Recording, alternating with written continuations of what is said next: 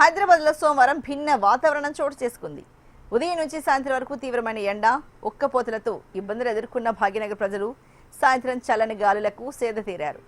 ఉన్నట్టుండి ఒక్కసారిగా హైదరాబాద్లో వాతావరణం మారిపోయింది. నిన్న సాయంత్రం నగరంలోని పలుచోట్ల చల్లని గాలులతో కూడిన వర్షం కురిసింది. ఒక్కసారిగా మేఘవృతమై ఉరుములు మెరుపులతో కూడిన భారీ వర్షం పడింది.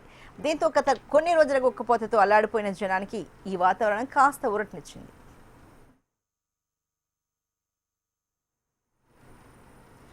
మాదాపూర్, గచ్చిబౌలి ప్రాంతాలతో పాటు జూబ్లీహిల్స్, బంజర్హిల్స్, మలక్పేట్, కోఠి, నాంపల్లి, ఖైరతాబాద్, అమీర్పేట్, కుకట్పల్లి, సికింద్రాబాద్, పటాన్చెరు ఇలా నగరం నలువైపుల్లోని పలు ప్రాంతాల్లో వర్షం దంచుకొట్టింది.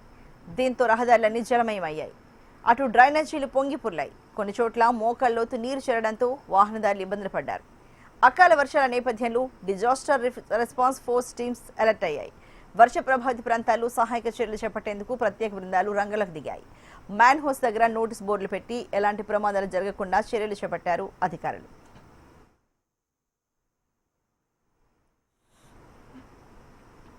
ఇదిలా ఉంటే హైదరాబాద్తో పాటు తెలంగాణ వ్యాప్తంగా మరో 3 రోజుల పాటు భారీ వర్షాలు కురిసే అవకాశం ఉందని వాతావరణ శాఖ హెచ్చరించింది.